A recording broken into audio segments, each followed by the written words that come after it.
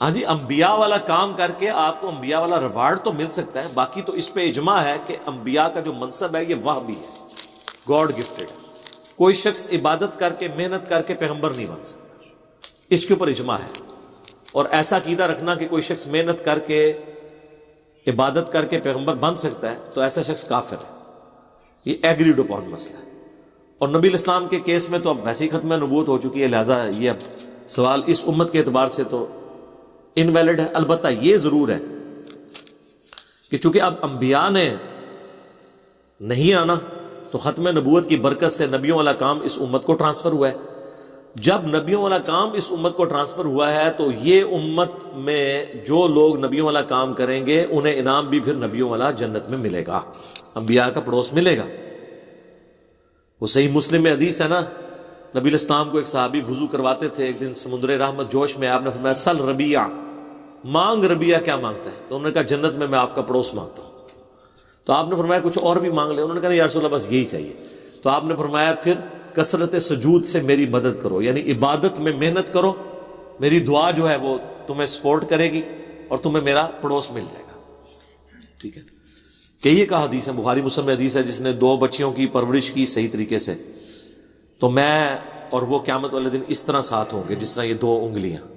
کئی ایک اعمال کے اوپر نبی علیہ السلام کے اس طرح کے ارشادات ہیں جس میں نبیوں کا پڑوس جنت میں کنفرم ہے، اور اس میں سب سے بڑا کام نبیوں ہے۔ اور یہاں پہ میں ایک بات بھی کلیئر کر دوں، میں نے مختلف مواقع پہ یہ کی ہے، یہاں پہ بھی کرنا اس کو ضروری سمجھتا ہوں۔ دیکھیں، ہم لوگ بڑے فخریہ طور پہ یہ بات کرتے ہیں کہ ہم نبی علیہ السلام کی امت ہیں، بڑے خوش نصیب ہیں، اگلے انبیاء کو بھی یہ خوش نصیبی حاصل نہیں ہوئی۔ اگلے دن میں ایک مسجد کے باہر سے گزر رہا تو مولانا صاحب کی تقریر کی آواز باہر آ رہی تھی، اور اس تقریر کا لب لباب یہ تھا کہ کام چک کے رکھو، تسی حضور دی امت ہو، تو آڈے ورگا کوئی بھی نہیں ہے، تم جیسا تو کوئی بھی نہیں ہے، جو مرضی کرو۔ تو اب اور وہ آیت پڑھ رہا کنتم خیر امت، آگے بھی پڑھنا تم سب سے بہترین امت ہو، بغیر کسی کام کے ہی بہترین ہو، بغیر کوئی ڈیوٹی کیے ہوئے۔ کوئی ڈیوٹی بھی تو لگے گی نا، منصب کے بغیر کوئی شخص ہو سکتا ہے؟ ہم امت میں 4 بندوں کو سب سے افضل مانتے ہیں، حضرت ابو بکر، عمر، عثمان و علی۔ کیوں؟ خلفائے راشدین ہیں، سب سے بڑا ٹائٹل بھی ان کو اس لیے ملا ہے کہ انہوں نے وہ بڑے ٹائٹل والی ذمہ داریاں نبھائی ہیں، حکومت چلائی ہے نبی الاسلام کے بعد۔ یہ مرتبہ باقی صاحب کو کیوں نہیں ملا؟ کیونکہ وہ اس لیول تک نہیں پہنچے۔ تو جو جتنے اونچے لیول پہ پہنچا اس کی ذمہ داری بھی تو اتنی بڑی تھی نا۔ تو کیا صرف نبی علیہ السلام کی امت میں پیدا ہو جانا یہ ہمارے لیے فضیلت ہے؟ نہیں، بلکہ اس کام کی وجہ سے جو ختم نبوت کی وجہ سے اس امت کو ٹرانسفر ہوا ہے۔ کنتم خیر امت اخرجت للناس تأمرون بالمعروف وتنہون عن المنکر، تم بہترین امت ہو جو لوگوں کے نفع کے لیے نکالے گئے، تم نیکی کا حکم دیتے ہو، برائی سے روکتے ہو، نبیوں والا کام کرتے ہو، اس لیے تمہارا سٹیٹس انبیاء کرام کے ساتھ ہوگا، قیامت والے دن جنت میں انبیاء کا پڑوس ملے گا۔ تو یہ ختم نبوت کی برکت کہ نبیوں والا کام ٹرانسفر ہوا، جس طرح قرآن پاک میں ہے کہ وَإِن مِّن أُمَّةٍ إِلَّا خَلَا فِيهَا نَذِيرٌ، کوئی امت ایسی نہیں گزری کہ جس میں کوئی ڈر سنانے والا پیغمبر نہ آیا ہو۔ ہر امت میں الگ الگ آیا، ہر قبیلے میں الگ الگ آیا، لیکن نبی اسلام کے لیے کیا آیا؟ وَمَا أَرْسَلْنَاكَ إِلَّا كَافَّةً لِلنَّاسِ بَشِيرًا وَنَذِيرًا، ہم نے آپ کو پوری انسانیت کے لیے ڈر سنانے والا اور خوشخبری سنانے والا بنا کے بھیجا۔ یعنی مراد ہے اب یہ چونکہ آپ پوری انسانیت کے لیے ہیں، تو نبی علیہ السلام تو پوری انسانیت کے پاس خود تو نہیں پہنچ سکتے نا، آپ تو اپنی مبارک زندگی میں بھی عرب کی سرزمین سے باہر نہیں دعوت کا کام گیا، آپ کی زندگی میں تو نہیں گیا نا۔ تو یہ کام پھر بعد میں کون لے کے گیا؟ آپ کے جانسار اصحاب، خلفائے راشدین، تابعین، تبع تابعین، آج تک ہم لوگ بھی وہی کام آگے لے کے چل رہے ہیں نا، اپنے اپنے ٹائم کے اوپر ہر شخص کنٹریبیوٹ کر رہا ہے۔ سورہ الاعراف میں اللہ تعالیٰ نے فرمایا ہے اسپیسیفکلی اس امت کے حوالے سے، میرا خیال ہے وہ آیات ہمیں یہاں کور کرنی چاہیے۔ میں تو یقین کریں اپنے والے سے جب یہ آیات پڑھتا ہوں نا میں تو ڈر جاتا ہوں. دیکھتے ہیں آپ بھی ڈرتے ہیں کہ نہیں, کہ اللہ تعالیٰ نے ٹیسٹ بڑا خطرناک رکھ دیا ہمارے لیے. تسی دیتے خوش ہو نا کہ اسی حضور دی امت ہاں امت ہاں امت ہاں. اے ذرا ویکھو نا امت خالی امت ہونے نال نہیں, کام دیتا گیا ہے, بڑا ہی اوکھا کام ہے.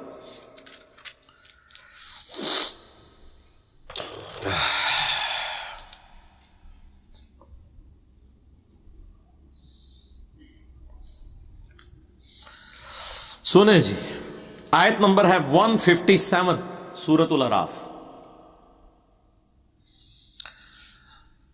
الذین یتبعون الرسول النبی الامی, وہ لوگ جو کہ پیروی کرتے ہیں اس امی نبی کی, رسول کی, جو ام القرا بستیوں کی ماں مکے میں آئے, یا امی اس اعتبار سے کہ آپ نے کسی انسان سے کوئی علم حاصل نہیں کیا, اللہ نے آپ کو ڈائریکٹ سکھایا.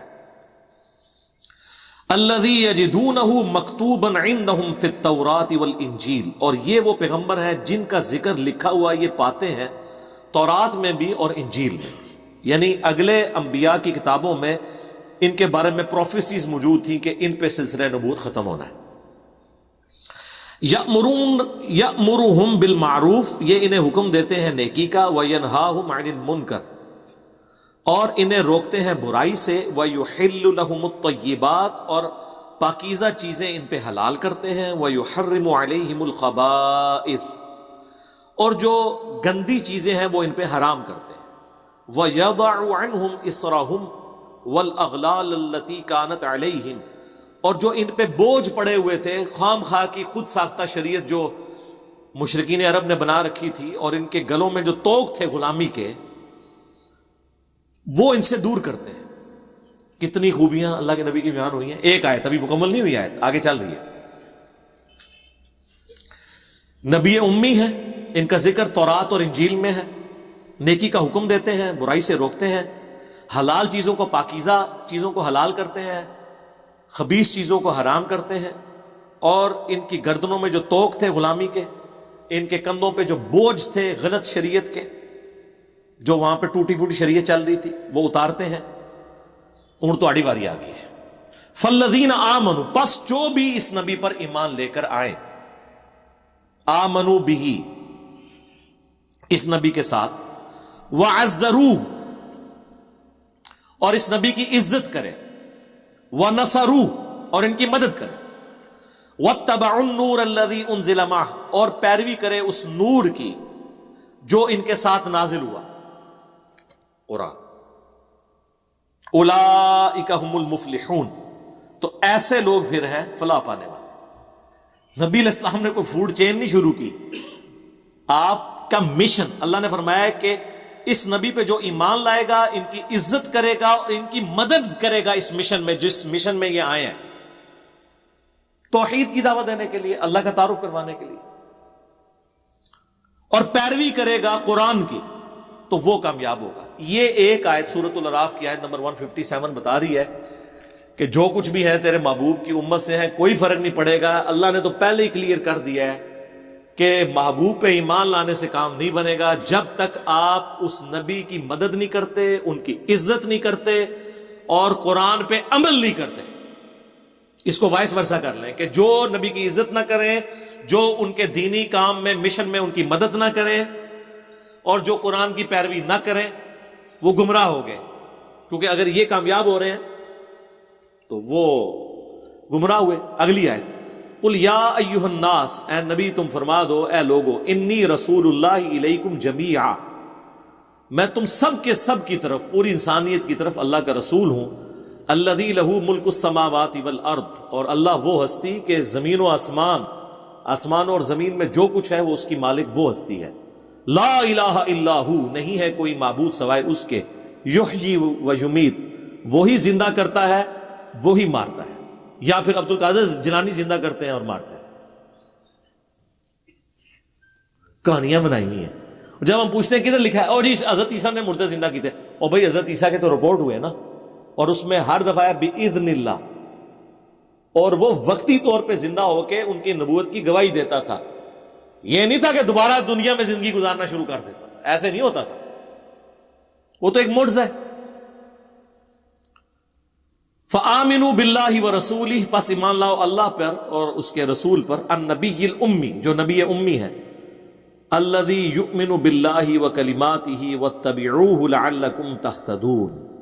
اب وہی بات آ گئی ہے کہ آپ نے جو قرآن نازل ہوا ہے اس کی پیروی کرنی ہے تو آپ ہدایت پر ہوں گے، ادروائز چھڑے جو بھی ہے تیرے محبوب کی امت سے۔